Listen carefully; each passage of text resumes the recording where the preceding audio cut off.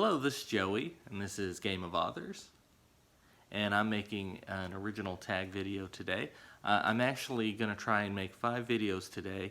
I am going to be having surgery on the day before Thanksgiving, so my goal today or this weekend is to make 5 videos and then to kind of take a break from making any new content for the next at least couple weeks, and then depending on how long my recovery takes place. But I will talk about that in another video. This video is called the Longest Books 2010 to 2019 tag, and it's an original tag. And this is an easy one. All you have to, especially if you're on Goodreads, if you're not on Goodreads, it might not be easy, but all I'm going to do is go through my list from 2010 to 2019 and talk about the longest book I read each year. And so I'd love to see you guys make the same video. And if you're on Goodreads, it's easy to do. You just go to your profile, go to your stats, and each year you can see what the longest book was that you read. So starting in 2010, my longest book in 2010 was The Brothers Karamazov by Fyodor Dostoyevsky at 796 pages. And this is a book that I gave 5 stars and quickly became a favorite of mine. What I loved about The Brothers Karamazov is Dostoyevsky's writing, but also his just his psychological insight into the human condition. And so this is a story about 4 brothers and a father, and each of the brothers kind of represents a different worldview, and there's kind of Christian imagery throughout this book. And Dostoyevsky wrestles with the big questions about life and death and mortality and religion, and of course you have the Grand Inquisitor as a part of that book. So I really loved that book, and after that I became a reader of Dostoyevsky. I read Crime and Punishment, The Idiot, The Gambler. I think I read Notes from the Underground and some other of his short stories. So it's been a while since I've read Dostoyevsky, and I'd really like to go back and reread The Brothers Karamazov. Highly recommend that one. In 2011, my longest book was Harry Potter and the Order of the Phoenix, coming in at 870 pages, and I gave that 5 stars. And in 2012, my longest book was Harry Potter and the Deathly Hallows at 759 pages, and I also gave that 5 stars. So my experience with Harry Potter is this is a series that I think everyone in my family has read the entire series. All 7 of us in my family have read all 7 books. And one thing my wife will say is that she's not much of a reader because when she picks up a book, she can't put it down. And she literally, she didn't get into Harry Potter until after the 7th book came out. And I think she literally read the entire series in about 2 weeks. Just that quickly she went through that. It took me a longer period of time to get through the books because I was reading a lot of other books at the time. But my remembrance of those books was that they were enjoyable and well written, a good story put together.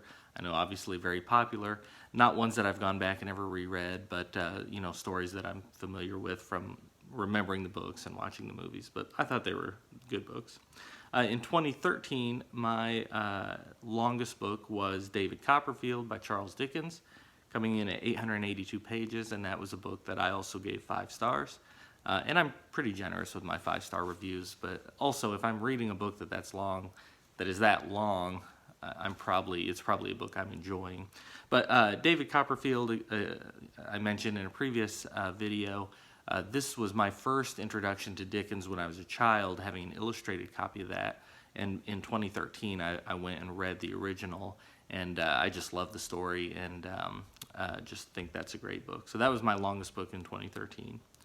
In 2014, my longest book was the Holy Bible, English Standard Version, coming in at 1,328 pages, and I gave that 5 stars, of course. And I don't always track my Bible reading, but that particular year I was trying to, and I don't always read through the Bible every year like a lot of Christians do, but I'm always reading my Bible or listening to Bible teaching or, having Bible influence in my life, but I don't always get through the Bible every year. But that particular year I was working my way through the Bible on audiobook, also in just my Bible at home, and I think even on ebook as well. So that was my longest book of 2014. 2015, my longest book was Raintree County by Ross Lockridge Jr. It's probably the least familiar book on this list. It came in at 1,088 pages, and I gave it 3 stars. So Ross Lockridge Jr. Was from Indiana, and I try to read a lot of books by Indiana authors. This was an interesting story. Ross Lockridge Jr. only wrote one book. He wrote Raintree County, which became a Book of the Month selection, a very popular book. I think around 1948 is when it came out, I believe. After the success of that book, he sold the movie rights and ended up committing suicide. So only one book to his name. Had young children at home, and he committed suicide. And before I read Raintree County, I actually read another book called Shade of the Raintree, which was written by Ross Lockridge Jr.'s son. I forget his name, but that book I gave 5 stars. It was a fascinating biography and a story of Ross Lockridge Jr., whose father, Ross Lockridge Sr., was also an author in the state of Indiana. He was an expert of Indiana history, and he traveled from town to town teaching children about Indiana history. He wrote books about Lewis and Clark, or maybe George Rogers Clark, I can't remember, but historical happenings in the state of Indiana. And then Ross Lockridge Jr., who he was influenced by like Walt Whitman and James Joyce, and he really kind of believed he was writing the great American novel with Raintree County. And it's this long, sprawling novel that kind of starts during Civil War times in a little county. It was based on his home county, and there's dream sequences, and it's just an interesting long book. I wanted to like it more than I did, but at the end of the day, I listened to it on audiobook mostly, and also some ebook. At the end of the day, I liked it, but I didn't love it, and so I gave it 3 stars. But if you ever get a chance to read that, it was the foreword of a re-released edition was by Herman Wouk, I believe is how it's pronounced, who's a well-known author, and he was a big fan of Raintree County. But if you ever get a chance to read that, or Shade of the Raintree, which to me was a far more interesting story, the story of the writing of Raintree County, that is also a very good book. 2016, my longest book was Les Miserables by Victor Hugo at 1,378 pages, and that was a book that I gave 5 stars and definitely became a favorite.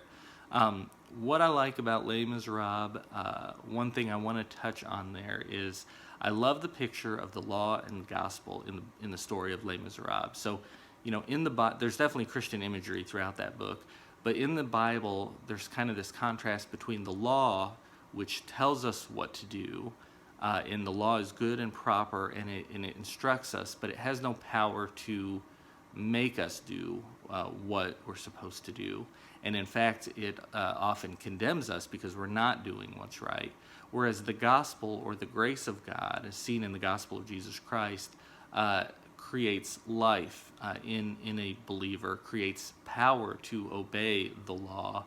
And so that's the picture presented by the Apostle Paul. And you see that in Les Miserables in a contrast between 2 characters. And one is Javert, the police officer who is constantly pursuing Jean Valjean, the main character, to try to punish him for the crime of stealing a loaf of bread and then ultimately escaping prison, for which the sentence would essentially be the rest of his life in prison.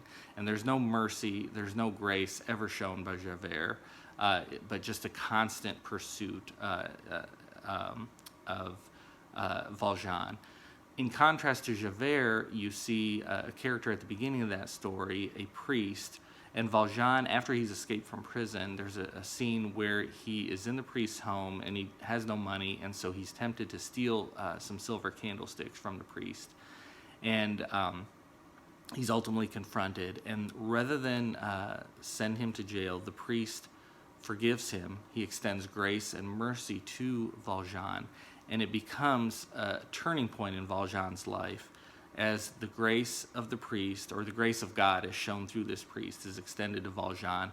That is what creates new life in Valjean and changes the path of his life. And so I love that contrast there between Javert and the priest. And so that's a great book, 2016, Les Miserables. In 2017, my longest book was Dombey and Son by Charles Dickens at 996 pages, and I gave that 5 stars as well. Dombey and Son was a great story. I love Dickens, so I almost always give him 5 stars. But Dombey and Son was another great story of forgiveness, redemption, and you have Dombey the father and his young son, who he places all of his hope in this son because his main goal is to have a son for the business, which he's already named his business Dombey and Son. So he has these very large expectations of what he wants from life. And then he has a daughter who he neglects and really does not value because she cannot contribute to what he thinks he wants, which is this business called Dombey and Son. And so, it progresses from there. But that's a wonderful book by Dickens, highly recommended. In 2018, the longest book I read was The Civil War, a Narrative, 3 volumes by Shelby Foote. And that came in at 2,934 pages. So I read all 3 volumes, or rather I listened to all 3 volumes of The Civil War by Shelby Foote during 2018, and I gave that one 5 stars as well. That book, now I will say I gave it 5 stars. It's not all 5-star material. Whenever you write a narrative that long, there's going to be some dry and dull parts in there.